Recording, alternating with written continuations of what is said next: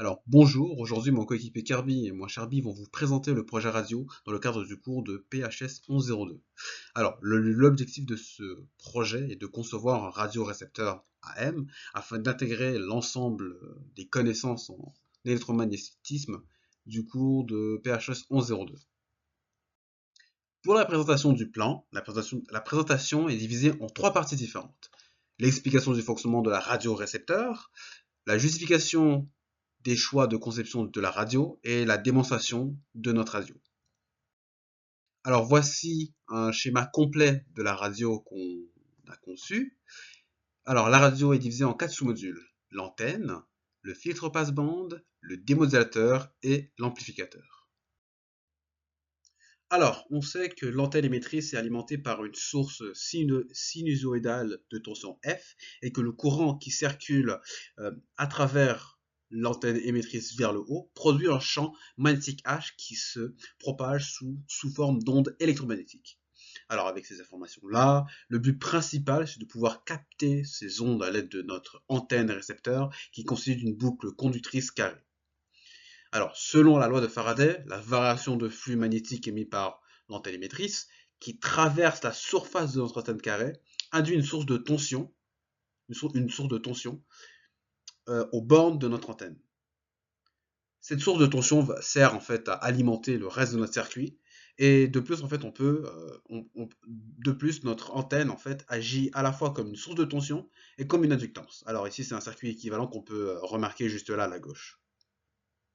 Maintenant, je vais vous expliquer le concept du filtre passe-bande. Un filtre passe-bande est un filtre qui ne laisse passer qu'une bande de fréquence. C'est-à-dire qu'il laisse passer la fréquence dans une fréquence de coupure basse et une fréquence de coupure haute. C'est-à-dire autour de la fréquence de résonance.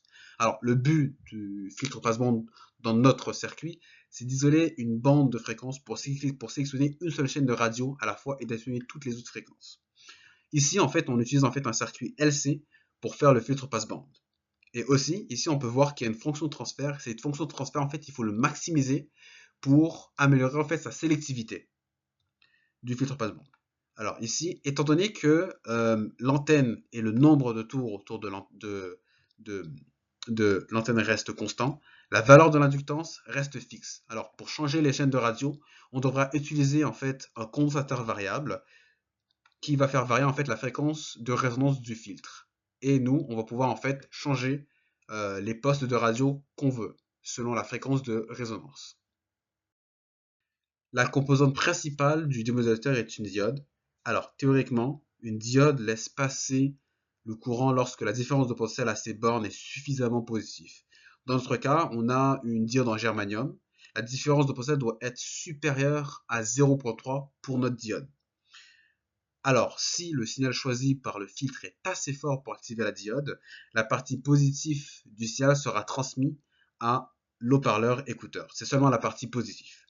On peut décomposer le signal redressé en deux parties. On peut le voir ici, c'est le signal audio et le signal RF, radiofréquence. Le signal audio est celui qui nous intéresse ici. La deuxième composante du démodulateur est la membrane qui oscille dans les haut-parleurs pour transformer le signal redressé en signal audio seulement.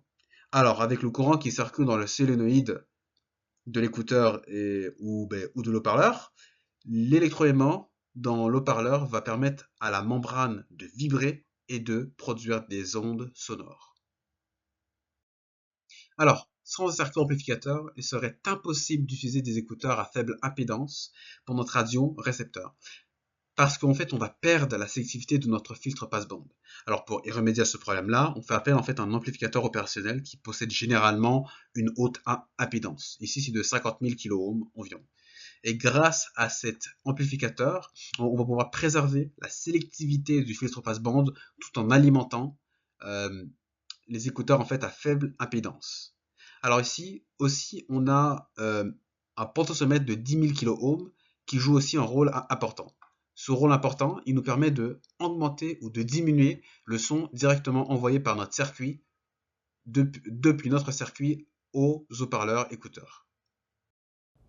Ok, maintenant je vais parler des justifications de choix de conception pour la radio.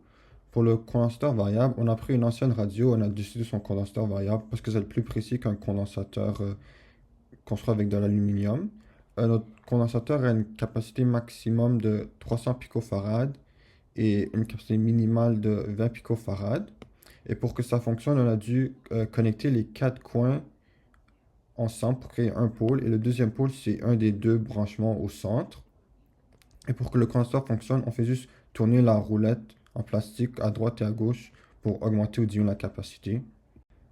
Ok, pour la conception de l'antenne, on sait déjà que la capacité maximale de notre condensateur est 300 picofarads et que la fréquence minimale est de 540 kHz. Et avec l'équation juste ici, on peut voir qu'on finit avec, on a besoin d'une inductance de 289 micro-henry. Et pour notre antenne, on a utilisé une boîte carrée de 24 cm,5 de chaque côté. Et le fil est de 0,2 mm de rayon. Et avec l'équation ici, on peut voir que le nombre de tours qu'on a besoin pour avoir 289 micro-henry est de 15 tours. Et c'est ça qu'on a fait. Et ça fonctionne très bien. On est capable d'avoir 4 postes différents. Et pour les références, ben, c'est ça les références qu'on a. Maintenant, on va faire la démonstration. La première chaîne, c'est 600 kHz.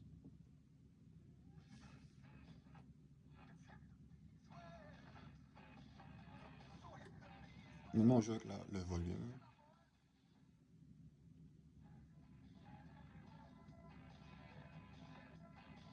La deuxième station, c'est 690 kHz.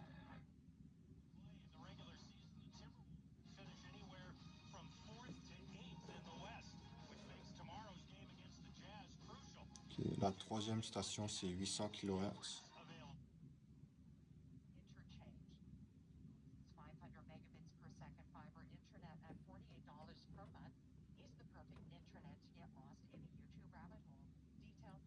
La quatrième station, c'est 940 kHz.